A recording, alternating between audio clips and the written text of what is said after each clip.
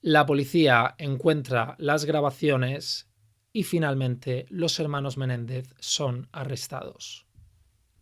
Durante la antesala del juicio, los hermanos se presentan en el tribunal en traje y corbata impecable, con actitudes completamente tranquilas, a la par que desafiantes. Hacían gestos con los ojos, suspiraban. No parecía que se dieran cuenta de lo que estaba por suceder, ni parecía que se dieran cuenta de lo que habían hecho. Lo cual es bastante chocante, sobre todo teniendo en cuenta que lo que la jueza les estaba diciendo en esa antesala del juicio es que había la posibilidad de que los dos hermanos acabaran en la silla eléctrica por los cargos imputados. La situación mental de los dos hermanos a este punto sería para analizar, ya que la jueza les está explicando: oye, mira chicos, que puede ser que acabéis en la silla eléctrica, incluso es bastante probable que acabéis en la silla eléctrica. Se ve que la jueza a este punto tenía como la voz un poco aguda y tenía una forma de hablar muy nasal, lo cual provoca las risas entre los dos hermanos.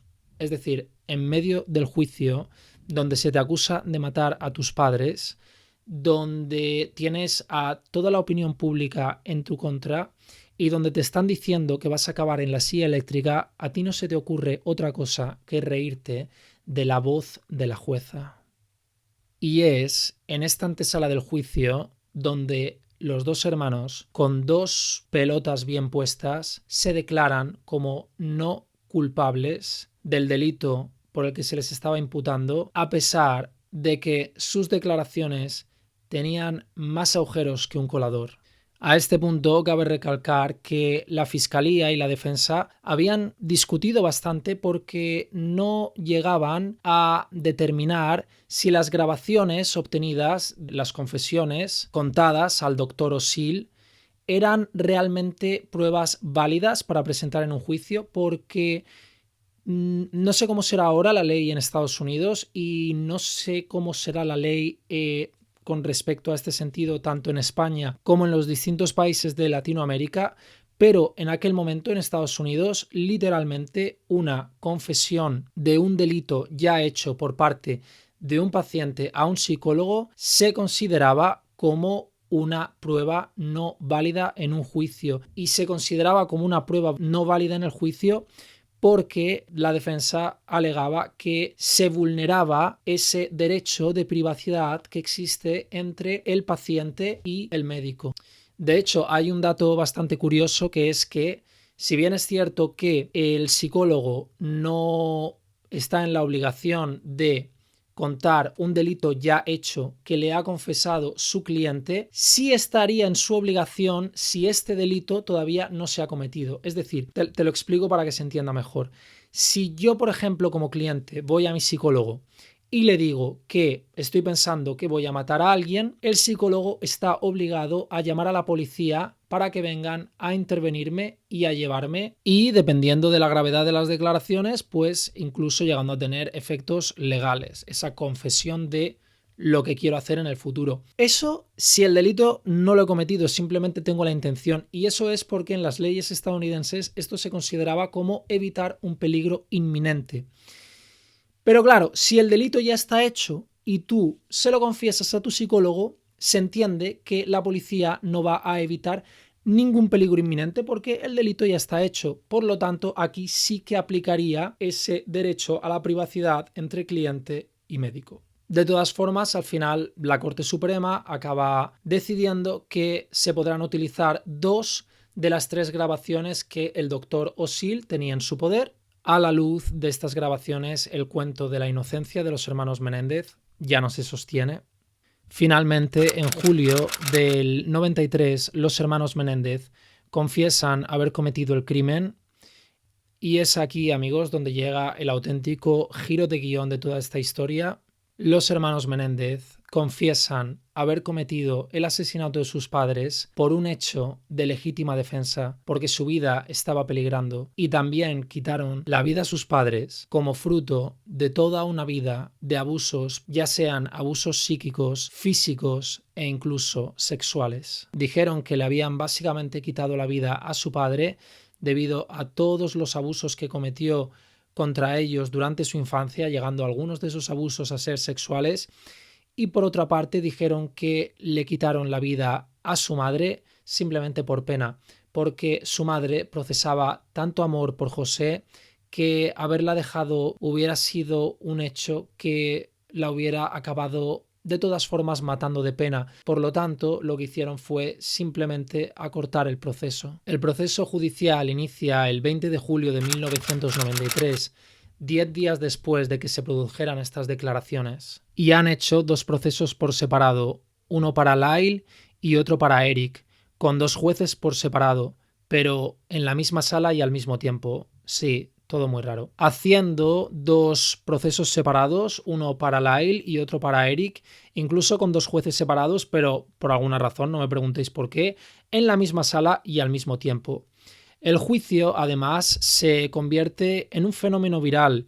La gente quiere saber todo sobre el caso, y esto es además porque el caso había sido retransmitido por televisión, lo que lo había convertido prácticamente en un reality show.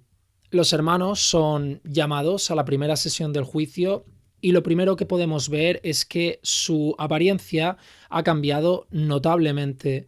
Ya no llegaban con trajes de millonarios, sino con jerseys color pastel.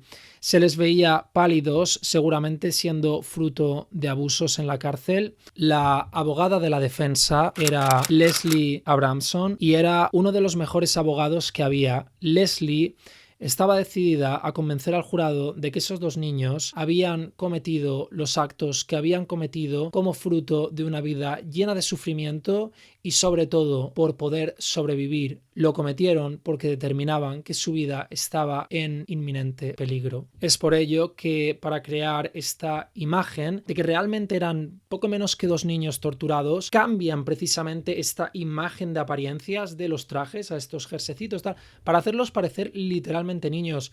Esto, amigos, no fue la única vez que este tipo de juegos psicológicos se hicieron en un juicio. De hecho, a partir de este caso, se empezaron a hacer muchos más. Eric y Lyle cuentan y describen los abusos a los que su padre les había sometido, y lo que cuentan es verdaderamente escalofriante. Cuentan que su madre, cuando eran niños, muchas veces no les daba de comer, que se estaba drogando continuamente y que esto producía que la madre estuviera como en una especie como de depresión por la que ni siquiera limpiaba la casa, que a veces se podían incluso ver como excrementos por el suelo. Básicamente dijeron que habían sido criados en la inmundicia cuando eran unos niños, lo cual no tiene mucho sentido porque dinero para tener 50.000 housekeepers no es que les faltara. Eric también cuenta que cuando era pequeño tenía un conejo como mascota y que un día se levantó y básicamente este conejo estaba con la cabeza totalmente abierta y todos los sesos desparramados por el suelo, a lo que sus padres les dijeron que habían sido ellos. Le confesaron a Eric que habían sido ellos y se lo confesaron entre risas, de tal forma que Eric quedó traumatizado, creando este trauma que él se hiciera pis en la cama hasta la edad de 9 años. También cuentan que Kitty les amenazaba constantemente con envenenarles la comida y que les realizaba inspecciones genitales habituales hasta la edad de los 9 años. Esto con relación a la madre.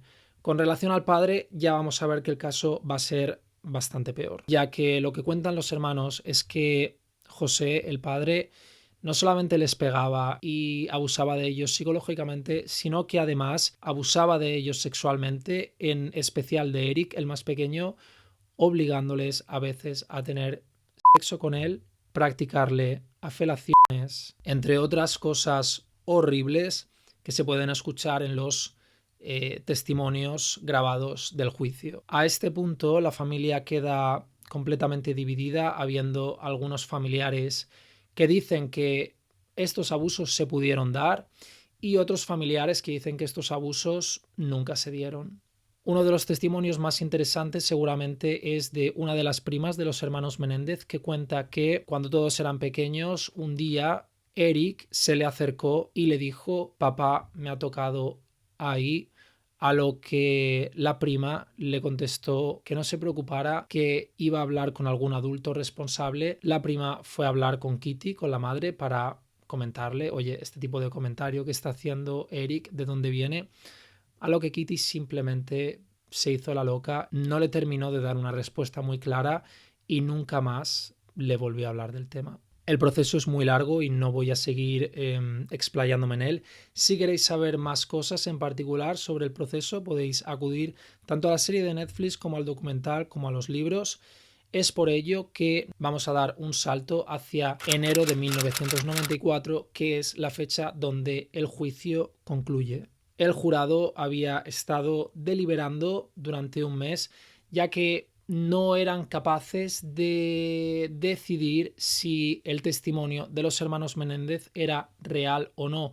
Si aquellos muchachos habían hecho lo que habían hecho con un motivo real o simplemente eran dos mentirosos patológicos que lo único que querían era asesinar a sus padres para llevarse todo el dinero. Este juicio no acaba dando una sentencia porque el jurado no se decide y en 1995 acaban abriendo otro proceso judicial. Esta vez sí que concluye y sí que termina. De hecho, esta vez lo hicieron todo mucho más rápido y sin la presencia de los medios. Este juicio no estuvo televisado, seguramente porque querían evitar que se produjera el circo que se produjo en el primer juicio, dando así un poquito más de objetividad al proceso y que no fuera un cachondeo. Este juicio también se centra un poco más en la figura del Dr. O'Seal, al que le recriminan el por qué no fue con las grabaciones que tenía a la policía cuando ya tenía las confesiones.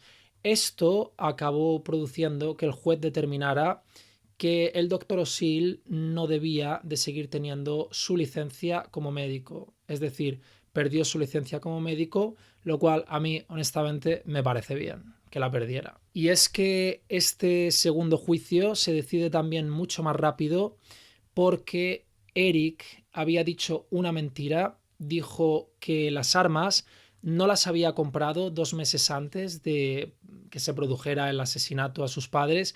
Él dijo que esas armas las habían comprado como hace 3 años para defenderse de asaltantes, de terceros, de tal. La fiscalía muy rápidamente consiguió demostrar que eso no era verdad.